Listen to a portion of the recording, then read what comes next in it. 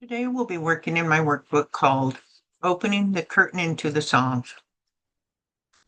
This is on Psalms 22 through 31. Today we'll be working on Psalms 27, which is an exuberant declaration of faith. As I've mentioned with the other Psalms, the Psalms did not come with these titles. These titles were given to them from somebody, but they show up in New King James. And it was certainly easier to give you an idea of what's in the psalm than just leaving it with no title whatsoever. Normally on the first psalm, I go through this, but I'm not going to go through it with every psalm. So if you're interested, go ahead and stop the tape or stop the recording, I guess, and read this. And it's the same with separating the psalms into groups and the musical nature of the psalms and the poetic features of the psalms. All of these we'll find in these psalms that we're doing. So now we're going to go to Psalm 27.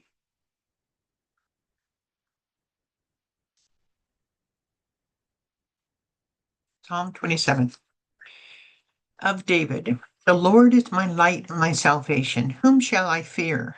The Lord is the stronghold of my life. Of whom shall I be afraid?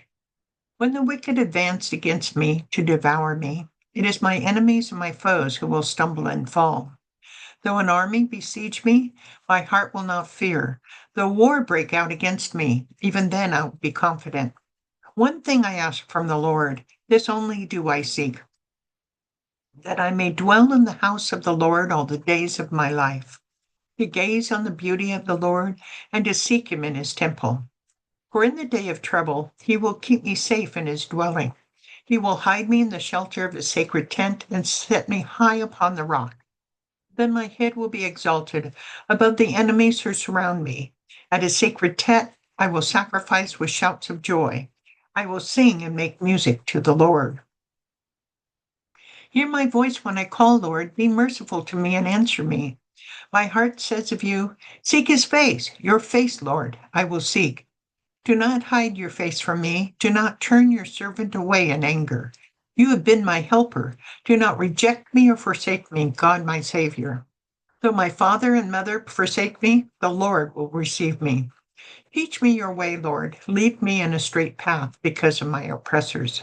Do not turn me over to the desire of my foes, for false witnesses rise up against me, spouting malicious accusations. I remain confident of this. I will see the goodness of the Lord in the land of the living. Wait for the Lord. Be strong and take heart. Wait for the Lord.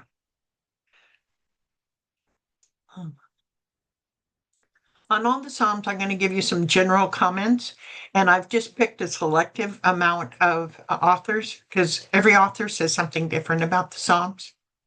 This psalm is part of the first book of Psalms, which is Psalms 131 to 41. There are 5 books on the Psalms.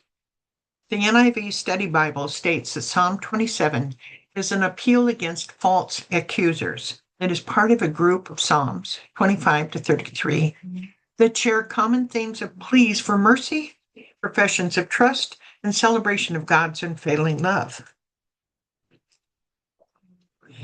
According to Jameson, Fawcett, and Brown, Psalm 27 is a devotional expressing trust in times of trouble. According to J. Vernon McGee, the theme of this psalm is prayer. Historically, since David doesn't specifically tell us when it was written, Bible scholars can disagree. For Psalm 27, the Blue Letter Bible actually believes that it was written during the time of Daniel and the Babylonian captivity after Daniel's visions of the 4 beasts. In this case, they're interpreting the of David to mean like David. The Nelson Chronological Bible has it written by David after he instigates the census of Israel and Judah without God's approval in 1 Chronicles 21, 1 through 29. Since he is confident in the first part of the psalm, I don't think either of these is true. It's almost like he started it before Nathan confronted him about his adultery and then finished it after the accusation. The only heading that was given with this psalm was that it was of David. Although the word that translates of could mean about and not by, this could mean that someone else wrote it about David or like him in style rather than him writing it. However, it seems like David wrote this one. This psalm is divided into three main sections and several subsections. The first main section is a proven confidence, verses 1 through 6. This section is divided in two subsections. The first subsection is whom shall I fear? Verses 1 through 3. And the second is safe in his dwelling place, verses 4 through 6. The second main section is distressed plea for God's presence and deliverance, verses 7 through 12. The two subsections of this section are urgent plea, verses 7 through 9, and the Lord will hear me, I hope, verses 10 through 12. The last main section is hopefully waiting and trust, verses 13 and 14.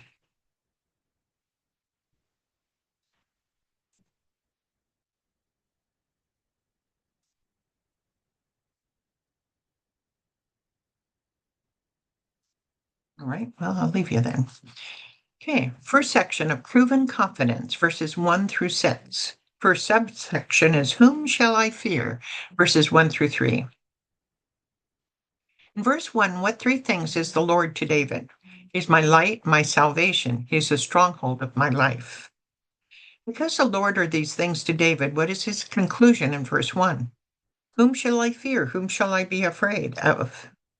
In verses 2 and 3, there are events that trouble David. They are, when the wicked advance against me to devour me, though an army, 2 and 3, okay. Though an army besiege me, though a war break out against me. Even though these things will happen to David, notice not, but if, notice not if, but when. What does he say about his confidence in God's protection? It is my enemies and my foes who will stumble and fall. My heart will not fear. I will be confident. In these verses, David uses repetition to make his point. What is the word in verse 1 that is repeated in verse 3? Fear. Fear. The word afraid can also be included here. So fear, afraid. So fear and afraid, fear. Yeah. He also uses synonymous parallelism, which is saying the same thing different ways in verses 1 and 3. Can you see it? My heart will not fear. Whom shall I fear? Even I will be, the stronghold of my life. Yeah. So you see some parallels there.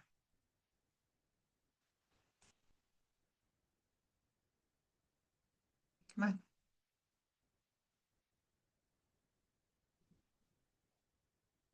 Okay. Second subsection is safe in his dwelling place, verses 4 through 6. In this section, notice how many different words he uses for God's dwelling place on earth. 4. House of the Lord, seek him in his temple, safe in his dwelling, shelter of his sacred tent, high upon his rock. What is the only thing that David will ask from the Lord? That he may dwell in the house of the Lord all the days of his life. Dwelling in the house of the Lord will allow David many things: to gaze on the beauty of the Lord. In the day of trouble, he'll keep me safe in his dwelling. His head will be exalted above the enemies surrounding him. He would sing and make music to the Lord. David is speaking metaphorically. That is, he's not really talking about the physical dwelling place, but a sense of what he wants in his life. What does he really want? He wants that ultimate peace that comes from being in the Lord or with the Lord. Can we have this close relationship with God or Jesus as well? Yes, and that is by being close to the Lord in our lives.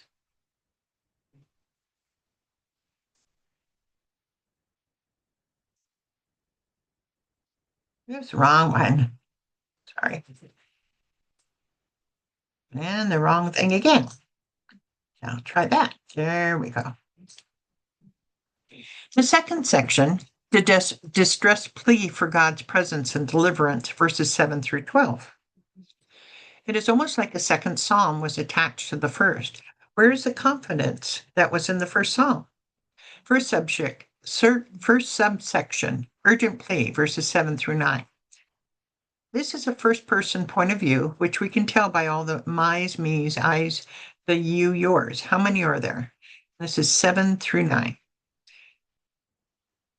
In verse 7, one my, and verse 8, two my, verse 9, my, and 10 my. So 2 and 9. And then 10 has one, so that'd be 10 my's. How about me's? And we're talking 7 through 10. Oh, well, 7 through 10. Maybe I added 10 on the last one. Okay, me's. 1 me and 7. 1 me and 9. Another me and 9. So 3 me's. I. 1 I and 7. 1 I and 8. Okay, so 2 I's. Your. 1 your and 8. 1 your and 9. 1 your and 9. So 3 yours. And you. Okay, 1 you and 8. 1 you and 9. So 2 U's and 9. We have actions from David and actions David requests from God. First, the actions David will do. David will call on the Lord. The Lord's face, David will. We're talking 7 through 9. Lord's face, David will seek. Now, what actions did David ask of the Lord? Hear my voice when I call, Lord. Be merciful to me and answer me. Do not hide your face from me. Do not turn your servant away in anger. Do not forsake me. No, do not reject or forsake me. The second subsection, the Lord will hear me, I hope, verses 10 through 12. Here we see that David's enemies are right at his door. Notice the kind of enemies that he's trying to get help from. Though my mother and father forsake me because of my oppressors.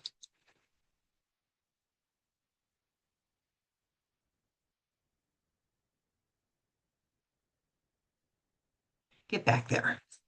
We're talking 7 through 9. Okay. Let's see. False witnesses rise up against me, spouting malicious accusations. In these verses, there's one thing that David knows. What is it in verse 10? The Lord will receive me, even though his mother and father forsake him. Not that they did. In these verses, there are 3 things David asks from the Lord. They are, this is from 7 through 10. Okay. They are, teach me your way, Lord. Lead me in a straight path. Do not turn me over to the desire of my foes. In verses 7 through 12, David uses the first person point of view. And the last main section is hopefully waiting and trust, verses 13 and 14. These verses sum up the psalm. Verse 13 is an extension of the first part of the psalm, or verses 1 through 6. What is David confident of in this verse? I will see the goodness of the Lord in the land of the living. Verse 14 is an answer to the anguish of the second part of the psalm, or verses 7 through 12. What does David tell both himself and the reader? Wait for the Lord, be strong and take heart. Wait for the Lord. So what touches you most about the psalm? Well, Let me see. Probably the first phrase, the Lord is my light, my salvation. Whom shall I fear? Okay. So this is the end of this. Not quite. This is not the end of this psalm. So how the psalm lives on. While Psalm 27 is not literally quoted elsewhere in the Bible, its themes and specific verses are echoed or alluded to in various other passages, particularly in the New Testament and other Psalms. The Jews use Psalm 27, also known as that, by reciting it daily during the High Holy Day season, from the start of the month of Elul through Shemini Atzeret, or Hosanna Rabbah. This custom is associated with themes of finding courage amidst fear, faith, and atonement during the period leading up to Rosh Hashanah and Yom Kippur. The Psalm's content, which moves from confidence to a plea for divine help, is seen as a reflection of the fluctuating emotions during this time of judgment. Some songs made from the psalm are God is my strong salvation, Teach me my way, O Lord, and Leaning on the everlasting arms have themes related to Psalm 27, focusing on security in God as Redeemer. So that's the end of this psalm, this video. I hope you will continue with our psalm series with other psalms. Have a good day.